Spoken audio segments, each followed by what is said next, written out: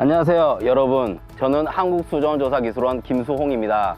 이 시간에는 ADCP 이동보트법을 이용한 유량 측정 방법에 대해 설명드리겠습니다. ADCP는 센서에서 송신된 음파가 수중의 산란 물체에 반사되어 되돌아올 때 그 반향음의 주파수가 반사체의 상대 속도에 따라 변화하는 도플러 효과의 원리를 이용해 유속을 측정합니다. ADCP는 수심을 측정하는 하상 추적 기능이 있기 때문에 보트에 장착해 하천을 횡단하면 단면적과 유속을 동시에 측정해 유량을 측정할 수 있습니다. 그래서 ADCP의 가장 대표적인 측정 방법으로 이동보트법이 이용되고 있는데요.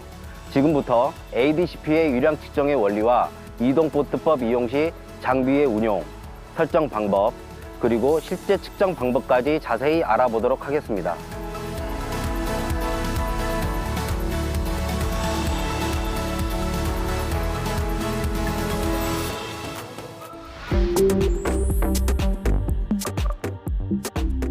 먼저 ADCP의 측정 원리에 대해 알아볼까요? ADCP는 하천을 횡단하면서 음파의 더플러 효과를 이용해 연직 방향의 유속 분포를 측정하는 장비입니다. ADCP를 이용하여 유량을 계산하기 위해서는 하천의 횡단 방향과 유속 벡터를 추출하고 하상에서 반사되는 음파를 통해 보트 속도와 경로를 결정하게 됩니다. 이처럼 ADCP를 이용한 이동보트법 측정은 트랜스듀서에 의한 연직 방향 유속 성분의 측정과 하상 추적을 통한 흐름 방향의 유속 벡터 추출, 단면적 산정을 위해 수심 측정 과정을 거쳐 유량을 계산하게 됩니다.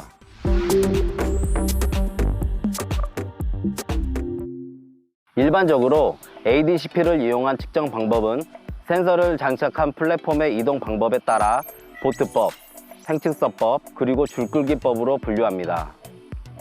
보트법은 보편적으로 플랫폼을 보트 측면에 장착해 횡단하는 방법이고, 횡측선법은 단면에 리드선을 설치해 양안에서 횡단 방향으로 플랫폼을 이동시켜 측정하는 방법입니다. 만약 교량이 있는 경우에는 플랫폼에 선을 연결해 교량 위에서 횡단 방향으로 이동하며 측정하는 줄끌기법을 활용할 수 있습니다. ADCP는 현재 미국 TRDI사와 선텍사의 제품이 널리 사용되고 있습니다. 통상 3, 4개의 음파 변환기를 이용해 여러 방향으로 음파를 쏘아서 2, 3차원의 유속 성분을 측정합니다. 이 밖에도 ADCP가 발생시키는 주파수의 특성에 따라 다양한 모델들이 있는데, 일반적으로 약 1500kHz를 기준으로 고주파수와 저주파수로 구분합니다. 최근에는 M9과 같은 다중주파수 모델이 많이 활용되고 있습니다. 고주파 모델의 경우 수심이 얕고 저유속의 조건에서 적합하며, 저주파 모델은 수심이 깊고 고유속의 조건에서 적합합니다. 다중주파수는 모든 조건에서 활용할 수 있습니다. 이 때문에 측정 대상 지점의 특성에 따라서 적절한 장비를 선택하는 것이 매우 중요합니다. 그럼 가장 대표적인 ADCP의 측정 방법으로서 이동보트법 장비부터 살펴보겠습니다. 오늘 설명해 드릴 장비는 선텍사의 M9입니다. M9은 1000에서 3000kHz의 다중주파수를 활용하는데, 이처럼 9개의 트랜스듀서가 있어 M9이라고 부릅니다. ADCP를 수면에서 이동시키기 위해서는 플랫폼이 필요한데요. 일반적으로 3동선의 형태로 제작되며 수면부에서 트랜스듀서가 일정한 잠긴 깊이를 유지하면서 안정적으로 단면을 횡단할 수 있도록 ADCP를 지지해 줍니다. 다음으로 노트북입니다. 노트북에는 제작사에서 제공하는 측정용 소프트웨어가 설치되어 있어야 합니다. M9의 경우 리버 서베이어라는 소프트웨어를 사용하는데요. 장비 설정 부분에서 자세히 설명하도록 하겠습니다. 최근에는 라디오 모뎀과 블루투스를 이용해 무선으로 연결하는 방식을 많이 이용합니다. 블루투스 시리얼 어댑터를 이용하면 간편하게 무선으로 연결할 수 있는데요. 방법은 장비 세팅에서 설명하도록 하겠습니다. ADCP는 10.5에서 18V DC 사이의 전력을 사용하므로 12V DC 축전지를 이용하며 가급적 대용량을 사용하는 것이 좋습니다. 하상 재료가 이동하는 이동상 조건에서는 하상 추적의 정확도가 떨어지기 때문에 GNSS나 GPS를 이용해 ADCP의 위치를 추적합니다. 이러한 장비가 없을 경우에는 이동상 테스트를 통해 이를 보정해 주거나 정지법을 활용합니다. 단면 횡단을 위한 보트는 보트 조정, ADCP 측정, 안전관리 등 최소 3인 이상 탑승할 수 있어야 합니다. 일반적으로 고무 보트를 많이 활용하는데 홍수와 같은 고위속 조건에서는 대형 모터를 장착한 FRP 보트를 이용해야 합니다. 보트는 하안 가까이 접근하기 어렵죠. 이 때문에 하안에서부터 측정 가능한 위치까지 거리를 측정하기 위한 거리 측정기가 필요합니다. 현장에서는 수온계와 염도계도 필요합니다. ADCP는 수온계가 내장되어 있지만 보다 정확한 측정을 위해 항상 별도의 수온계로 수온을 측정하는 게 좋습니다. 염도가 있는 하천에서는 반드시 염도계를 이용해 염도를 측정해야 합니다.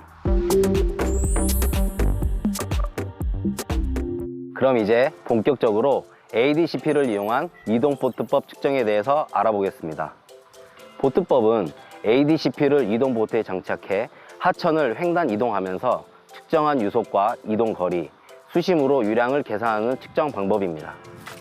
하폭이 넓고 수심이 깊어 태그라인 등의 측선을 설치할 수 없거나 동력 없이 측정이 불가능한 지점에서 주로 활용됩니다.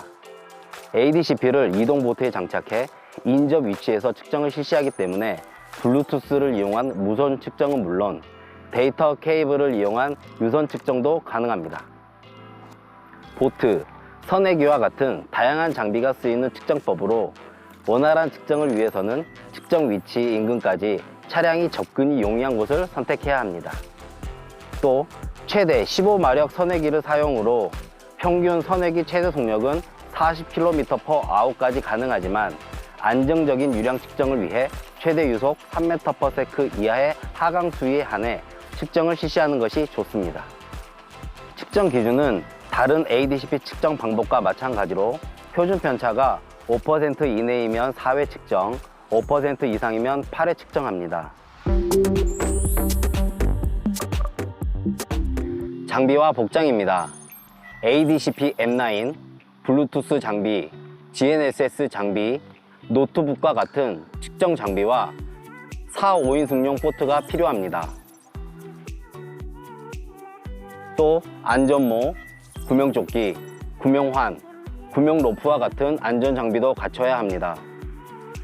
인원은 측정 인원 최소 2에서 3인과 안전 인원 1명이 있어야 하며 현장 상황에 따라 수위 관측원 1명이 필요할 수도 있습니다.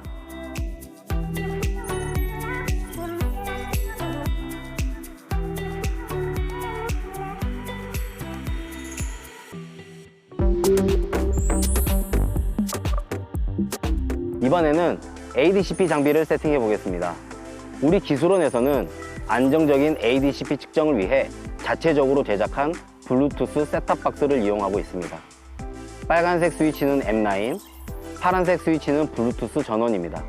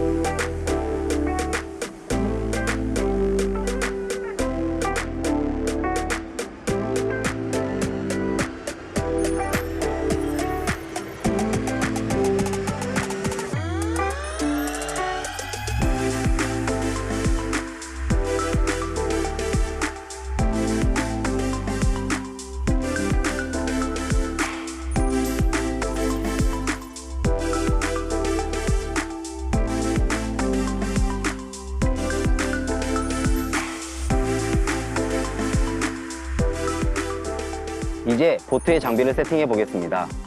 먼저 고무 보트에 공기를 주입해야 하는데요. 보트에는 보시는 것처럼 상경막, 즉 바람을 넣을 세 부위가 있는데 1차로 각 부위별로 70에서 80%만 주입합니다. 그 다음 바닥 에어매트를 보트 방향에 맞춰 끼운 뒤 튜브에 고시되어 있는 적정 압력을 지켜 매트에 공기를 주입합니다. 이때 하부 용골에 공기를 주입할 수 있도록 에어매트 구멍과 용골 헐키 밸브 위치를 잘 맞추어야 합니다. 다음으로 고무보트 양쪽 거리에 알루미늄 시트를 장착합니다. 이때 바람이 과도하게 주입된 상태라면 장착이 불가능하고 강제로 장착할 경우 손상될 수 있어 주의해야 합니다. 얕은 수심 및 선액이 사용 불가 구간에서 활용할 수 있도록 양쪽에 노를 장착합니다. 2차로 100%까지 완전히 주입합니다. 이때 한쪽만 과도하게 주입할 경우 경막이 손상될 수 있으므로 주의해야 합니다.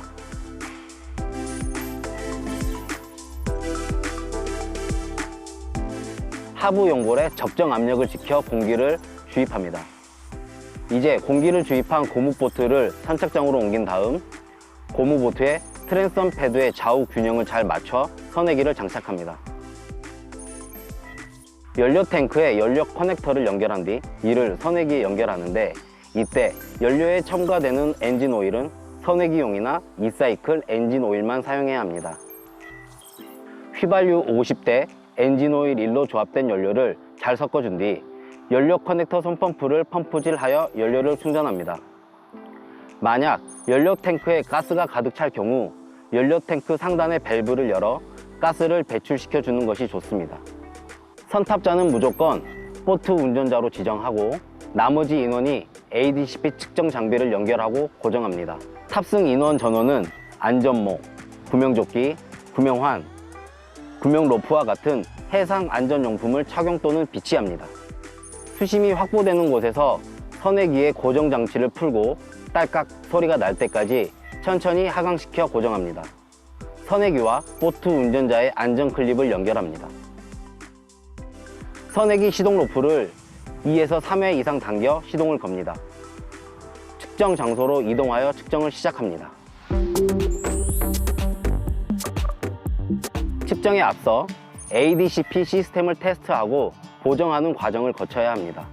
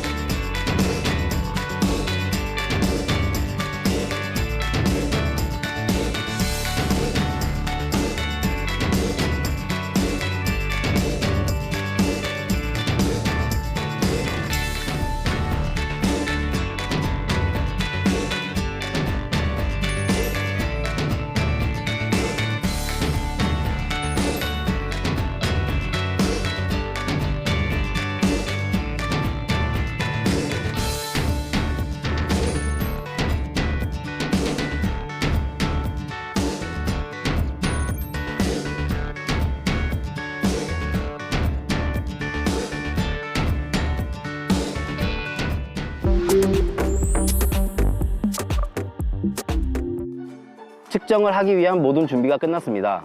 먼저 ADCP를 이동 보트에 연결한 뒤 측정을 준비합니다.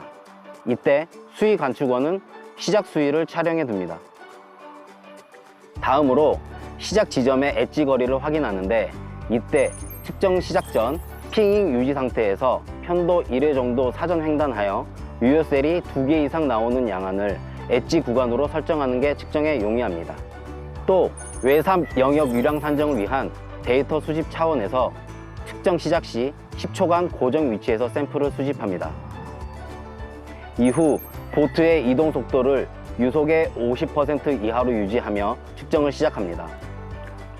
여기서 주의해야 할 점 하나, 보트법 측정의 경우 다른 측정법과는 달리 보트 운전자의 숙련도에 따라 측정 성과의 품질에 차이가 발생할 수 있습니다. 횡단 측정 중 하천 유속에 따라 보트 밀림 등의 상황이 발생할 수 있는데요. 이럴 때 무리하게 경로를 변경하면 U자형으로 경로가 나타날 수 있습니다. 만약 보트 밀림이 부득이하게 발생할 경우 자연스럽게 사선으로 경로를 이동해 측정하는 것이 추후 측정 성과 보정에 용이하다는 점 기억 바랍니다. 자, 이렇게 측정이 모두 끝났습니다. 이제 자료만 정리하면 되는데요. M9은 측정 원시 자료가 센서 내부 메모리에 저장되기 때문에 측정이 끝나면 PC로 데이터를 다운로드 받아야 합니다.